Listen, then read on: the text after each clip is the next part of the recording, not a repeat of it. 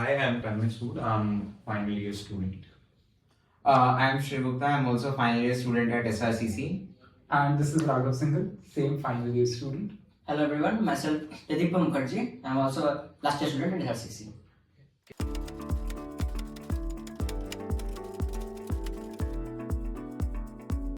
So Deloitte GSM stands for Graduate School Maverick, and this is the annual case competition that Deloitte organizes.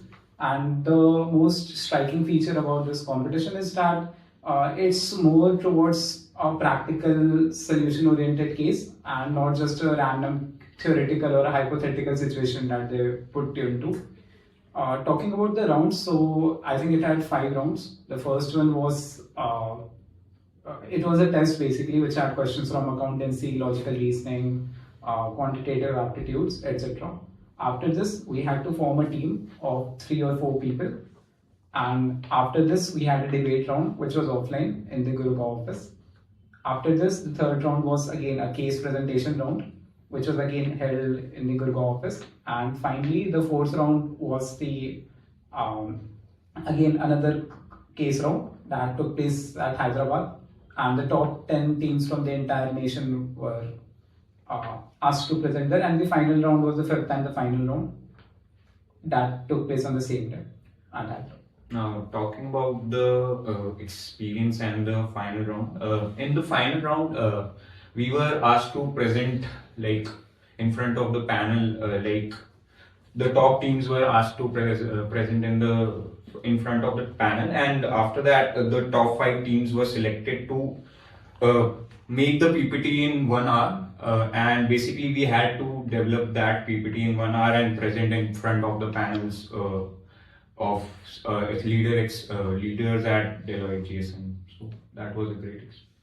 I think what differentiates Deloitte GSM from other case competition is that they always give you a chance to present online, offline environment, and that is different from the other case comps because otherwise you'll have to communicate everything through your slides in your presentation. Every information you have to communicate through that. But since in Deloitte they gave us a chance to present.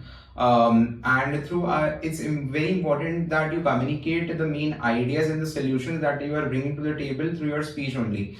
And the slides you should make in a way that it assists you, and it should not be something that overburdens over the board that you are presenting to, and it should be crisp and clear. Also, one thing that teams should keep in mind while they go for it is they should practice enough so that they can finish their content and deliver whatever there is to in the time period given to them.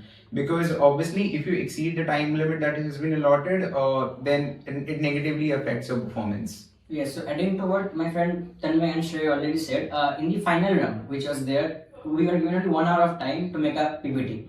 The main thing there was we were given only 1 laptop.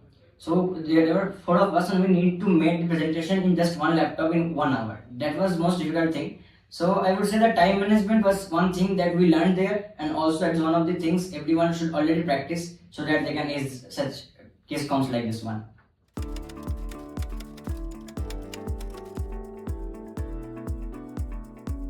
So talking about forming the team, so we didn't even know each other because after the first round, top 30 students from BCom honors batch are selected, and we have to make the team within ourselves. So we didn't even know each other. So that's a great experience. Like we have to work with someone we don't even know and prioritize things from there. Yeah, but as far as what advice we would like to give on forming a team is that I think you should prioritize compatibility, and then I think you should go for skills. For me, this was my first offline case comp, but I think our team was pretty compatible with each other. So I think that made us emerge victorious as against those people who had experiences of multiple case comps. So again, prioritize compatibility so that you can discuss the ideas among yourselves without having any fear that, oh, he might judge me for introducing a bizarre idea. I would like to add one main thing, that when you form teams, either for offline or online case competitions, try to make team members having complementary skills. That is one thing that matters. Suppose if we four of us would have been expert in only one category, then we wouldn't have many winners of this ESCOM. So make teams with members which have complementary skills, and then you can ace such competitions. So, speaking on that, I think synergy is the most important, because it's very important that all of you bring to the table diverse ideas. That is also what you should focus. You shouldn't be having team members that think like you, because in that you wouldn't be having the diversity in your ideas. Also, what Dedipya said, that you should be having people with a complementary skills, so that let's say Dedipya is good at tech, I am good at research, so someone should be good at presentation making. So that is very important when you are forming a team.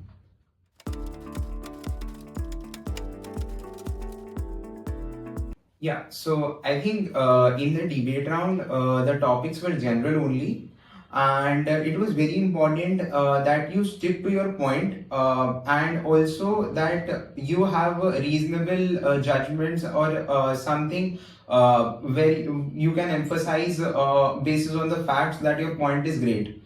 And I think when there are teams that think that in a debate, when there are topics given, there is inherently a side that is gaining, and inherently there is a side that's on a losing part. But I can tell you that that does not decide whether you would win that debate or not. Personally speaking, from where the topic was given to us, we were having a downside on that topic, but I think we researched well. And it's very important that the time that is given to you, I think 15 minutes were given to us for the researching on that topic. You utilize that in a pretty good manner, so that you are able to gather facts, as well as you are able to also have your own thoughts on it. Not only facts are important, but your own thoughts and how you think about it would help you differentiate in the debate. Also, I think you should structure your debate properly. Like, first of all, you should go and introduce the topic and how do you want to define the topic. Like, there can be multiple interpretations of the same topic. So just make sure that you're defining the topic in your favor. So that's the first thing. And second, be in a very good structured format. And third, just preempt. That is, just try to predict what your opponent might say in the upcoming segment. So just preempt that and give the counter argument beforehand. So you're destroying any arguments of your opponents beforehand. So that definitely helps. You can just take your opponent out of their comfort zone. The best thing about debate is you need not be the best. You just need to be better than the opponent. So that's a very easy thing to do. I think you can practice these rounds and you can easily ace it. Yeah, and further adding to what Raghav said, defining what your debate topic is very important.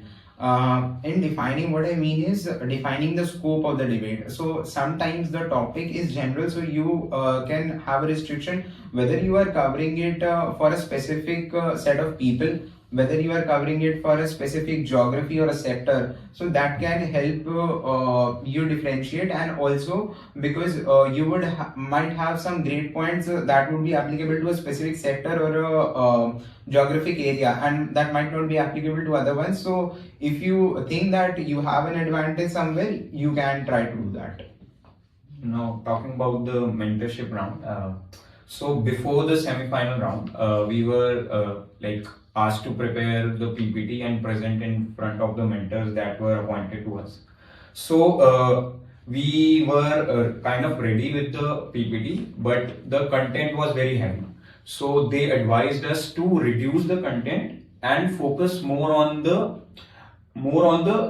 presentation aspect. So what's the important thing is that you should follow the advice of the mentors and should not ignore it, because the mentors are there for a reason. And for our semi-final round, the mentors helped a lot, and they advised them on to what could we do better and what could be the differentiating factor for us to proceed to the final round. So you should not ignore the advice of mentors. We were very grateful to our mentors who advised us, because Deloitte provides us the mentors from from their team who are very experienced and who know their topics and what could be done better. So I believe that you should focus on the advice of mentors.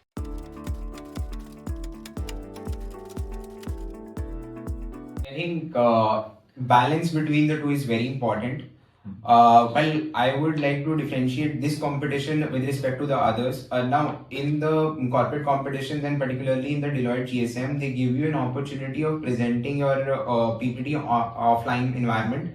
And what happens and what the difference it creates is that in other case competitions, you have to communicate everything through your slides. So essentially your slides become content heavy. But here you are given a chance to present. So when you are presenting, it's very important that you do not make your slides content heavy. You should have only the points that for reference of the board, and it's important that you explain it through your speech, and clarity and being precise to the point is very important when you're explaining those concepts. Obviously, if you think there is something technical, then simplify it to the point that you can. And if you think that it's getting too technical, you could expect questions on that and be prepared for it so that you can answer it in the Q&A section. Don't put a lot of content when you are speaking at that time, because you also have to adhere to the time limits that is given to you. And exceeding the time limit can go a negative way. Also, do not try to put too many aesthetic features in it. Just keep it simple and make sure you spend majority of the time in research and not just trying to make the PPT more beautiful and yeah, it should attractive. be Professional and presentable.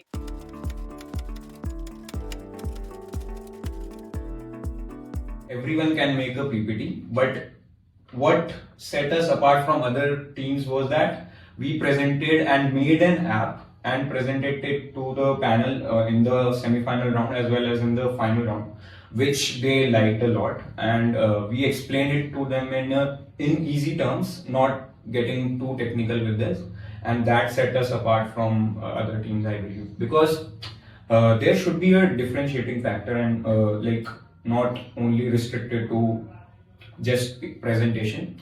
You can do you can make anything that differentiate. Also, make sure one thing: when you present, do not read the slides. That is one thing I have seen in various competitions. Do not read the slide, rather refer from it. When you say something, refer from the slides and then explain it.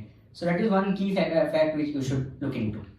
Yeah, and also one thing, your idea should stick on the minds of the board members, and that is very important. For ensuring this, we had developed some acronyms for the ideas that we were presenting to them.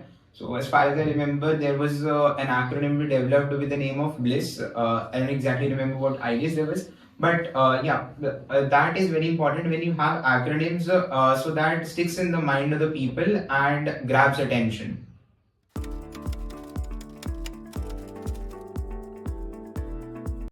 Yeah, so the major tip is that you have to focus on the research, because the ideas that you are bringing to the table is very important. Not I even said it in the presentation as well. When you are preparing your presentation, make sure that ideas you are presenting are feasible. Something that is not financially feasible, that's not technically feasible, you shouldn't suggest that. And also study the problem carefully, because sometimes people start suggesting solutions, but they have not studied the problem, the depth of the problem and the actual reason for it. If you are well researched, then it would help you in the Q&A section when they would ask about your idea and would question you upon its feasibility. You would be able to answer it. The second thing what I would like to say is adhere to the time limits, because you're given 10 minutes to present in every round, and when you are presenting in 10 minutes and you have done a lot of research as well, so you have to make sure that you give adequate time to each point that you have prepared, and also that it should be crisp and clear to the judges. Further, I think what we did was to study the problem. As I said, we conducted a primary research where we had about 100 to 100 responses from across a diverse set of people, and that helped us to study the problem as well as helped in analyzing the feasibility of our solutions.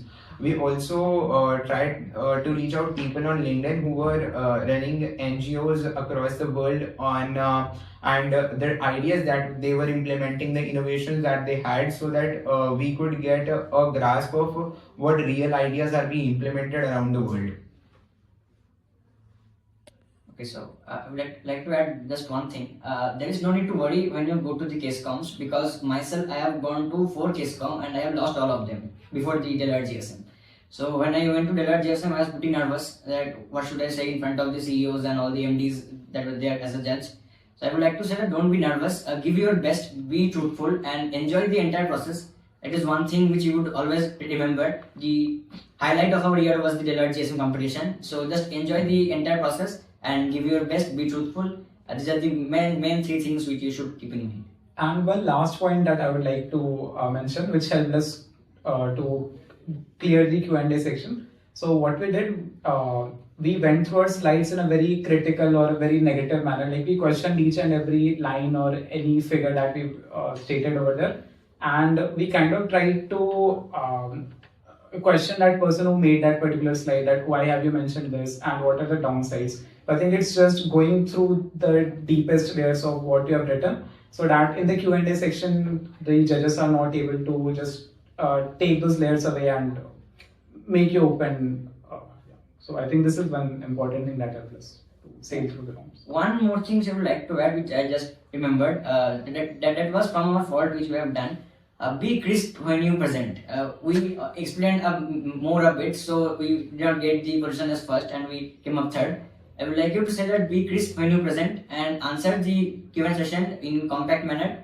That is one advice which we have learned after the competition, and I would like you to also take this advice from me. So do keep these things in mind when you're preparing for the competition, and you can reach out to us in case you want to know something extra.